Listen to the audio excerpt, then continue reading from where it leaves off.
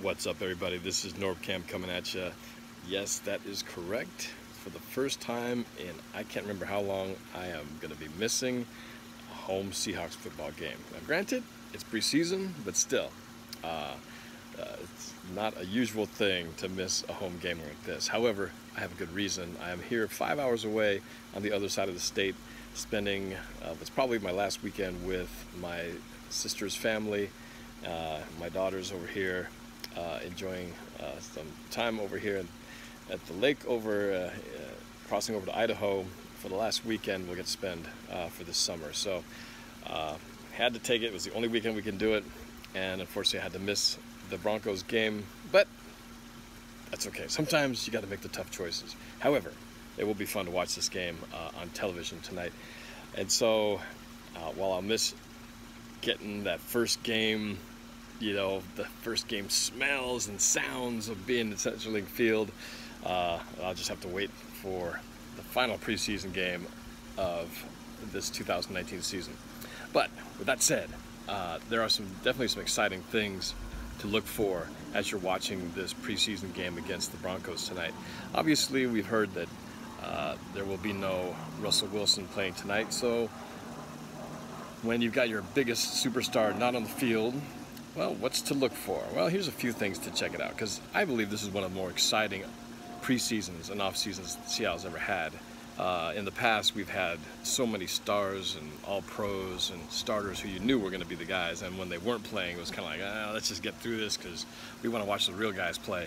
Well, given that we only have a couple of our former stars, you know, and basically Bobby Wagner, Tyler Lockett, and Russell Wilson is kind of the veterans that are continuing on. We've got so many new faces that we are really seeing the shape of the future coming together here in these early games in preseason. So obviously there's a lot of hype over DK Metcalf. Everybody's talking about him. I think we all want to see him go up there and make some amazing catches, show his speed and all that stuff. I don't know how much they'll play him, because I'm sure they know he's going to be part of that starting core of receivers moving forward. But hopefully we'll get to see a little bit of flash and dash from him in this game tonight. But outside of him, there's a lot of interesting things at the receiver position, especially when you get to those the guys after Tyler Lockett, DK Metcalf. You get to the David Moores, Jennings, John Ursua. He's my personal kind of lower round guy who I'm really hoping can find a spot on this team. I think he's a great player, but more than that, he's a great person, and I can't say enough about how he's one of the coolest, most down-to-earth guys I've ever met. And so I hope he finds a spot and makes some good impact here during the preseason. So receiver battle is going to be interesting, and then you've got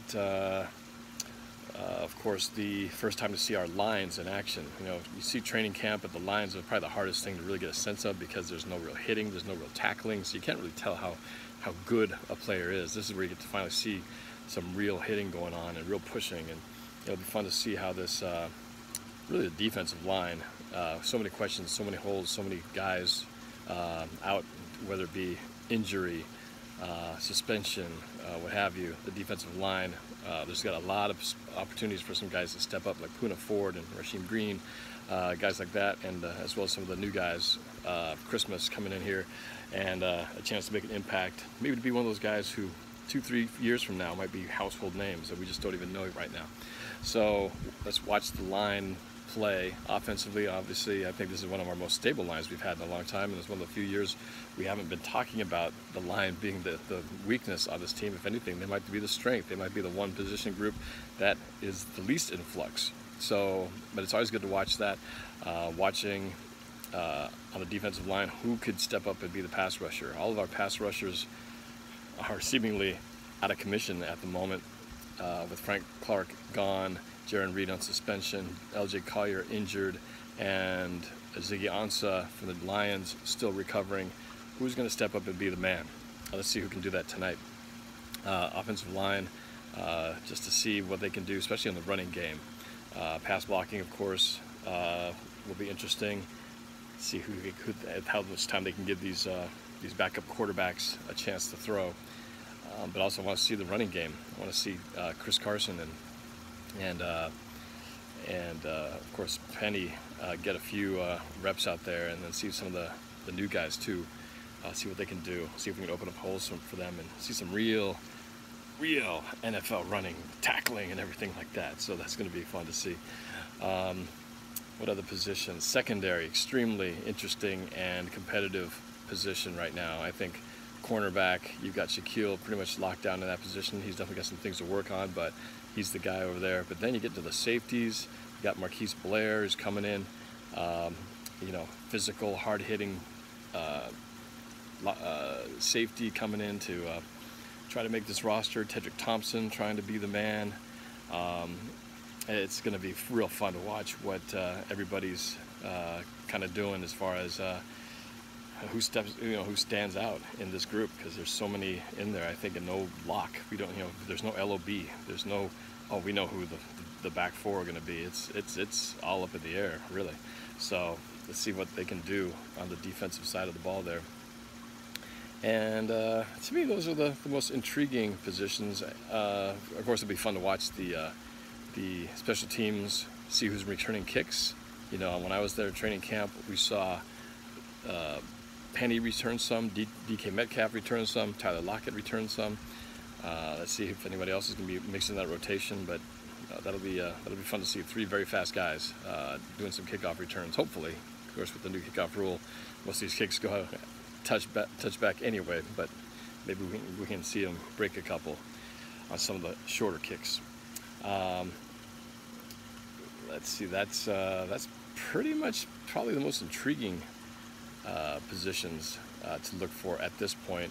Of course, the backup quarterback battle between Gino Smith and Paxton Lynch. Paxton Lynch, of course, coming from the Broncos, was their highly touted, originally drafted by the Broncos. Didn't work out very well for him, so I'm sure he's going to want to do well against his former team. He'll be motivated to play for something. Right now, I'd say the nod goes to Gino Smith at the quarterback starting position, but Paxton Lynch, I think, will be motivated to try to do something and maybe show why he deserves to stay with the Seahawks team. And we'll see what happens there. A couple other notes I wanted to mention. Quietly was mentioned about Tyler Ott, the long snapper, got a multi-year extension. Nothing to get too blown away by. I believe it was a $750,000 a year contract. In the football world, that's pretty cheap. But when you think about it, I just thought, the long snapper, that's a position you don't really talk about. You don't really think about, if you're a kid, you go, what, someday I want to be a great long snapper. Yet, it's probably one of the best positions you could get into if you can become really good at it. Because, one, you practice with the kickers, and those guys are always on their own. They don't even really hit anybody. In fact, as a long snapper these days, you can't even get hit. There's a rule that protects the long snapper from even being touched. So, as far as longevity, that's a pretty good position. You become a good, with your hands, accurate long snapper. You could quietly just have a nice long career where you just snap the ball to the punter, snap the ball to the kicker, and just do your job. And man, talk about a cushy position. You're not even allowed to be hit. It's great. I think John Ryan got more bloody than the long snapper did in his career. But anyway, it's an important part when you think about it. And I think we'll have one of the best kicking departments in all of the NFL. 2 Pro Bowlers from last year, and now Tyler Ott with his multi-year contract extension. I expect some great things from our kicking area. More booming punts from Michael Dixon, and more game winners from Jason Myers. That's could be the thing that helps tip the scales in some of these games that we've lost in the past few seasons, not having a good, solid, accurate kicker. One last note. I had been bringing this up many times over the last few months, searching for an answer. Well, we finally got one in regards to linebacker Mychal Kendricks. Mychal Kendricks, as you know, last year he pled guilty to insider trading, the crime for insider trading, and was yet to be sentenced. And it seemed like his sentencing just kept getting pushed back. It was supposed to be in February. Now it's been pushed to September 25th or something like that. It's basically after the Saints game. He's going to have his sentencing. So finally, we'll find out what is his punishment for this crime. Because that's what I've been asking everybody. Nobody would seem to know. So finally, we know now. when it's going to happen. Now the big question is, how much will his sentence be? Will he see any prison time? And will this affect his playing time with the Seahawks? The good news is that I guess one of his associates who was involved in this insider trading deal did not get prison time. He got basically probation, 3 years probation, and several months of house arrest. But he was not as involved as high a financial level, nor was he involved trying to cover up as much as Mychal Kendricks did. So Mychal Kendricks has a little bit more steeper, uphill battle to fight. So, but at least the other guy didn't get prison time, so that's promising for Mychal Kendricks. So we'll see how strict they're going to be on that. I guess the positive is, even if he does see some prison time, the most likeliness is that with the sentencing coming down here in September, they often don't actually enforce the sentencing until several months later. So he may be, even if he does have to serve jail time, it's very possible it would be after the season is over. So from a selfish Seahawks standpoint, let's hope whatever it is they follow that same suit, and he doesn't have to do anything up until at least after February. But hopefully